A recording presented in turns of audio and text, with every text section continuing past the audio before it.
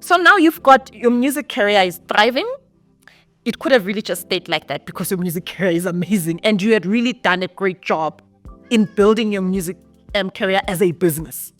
But you've obviously decided to branch out and do, other things. There's the homeware line that comes. At some point, you used to own hair salons, right? Yes. At some point, you used to own hair salons.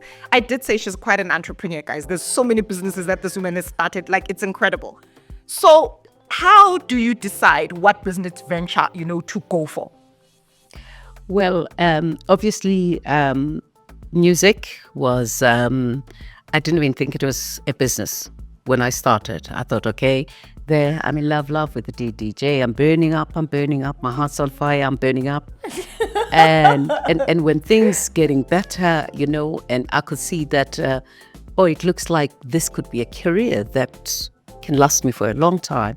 I thought, okay, let me open Chaka Chaka Promotions and then Chaka Chaka Music. And my hair business was my very first proper business. The hair salons? Yes. Yeah. I had 2 hairdressing salons. In fact, one was owned by my husband and his partner. So we bought Jackie out and at the Carlton Link. And then I opened the second one called Vonnie's Seventh Heaven. And at the time, I wanted women who were going to board meetings to come and have their makeups there, their nails, and make an appointment, and they paid slightly more. So we started that, and there would be a door on the other side because then you make an appointment, say I'm coming at 11 o'clock, instead of just coming in and sitting there and wait for your hair to be done. So that was my very first business. And things were just happening around town. Unfortunately, we had to shut down.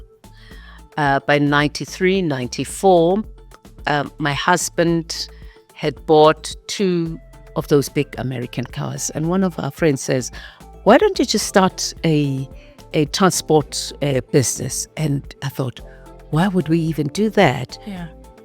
But fortunately, we did. We had our first contract with Sun City, where we transported Summer Ranch. These were for the Olympics. And Michael Jackson became our client, and Shaka Khan. Oh, wow. That's why we were still very good friends with Shaka Khan. So it was just finding the opportunity and the window at that time. And you then started a business. And remember, there was no BEE then. Yes. You had to go to the bank and get an overdraft. Sure. To do that, or put your house as collateral.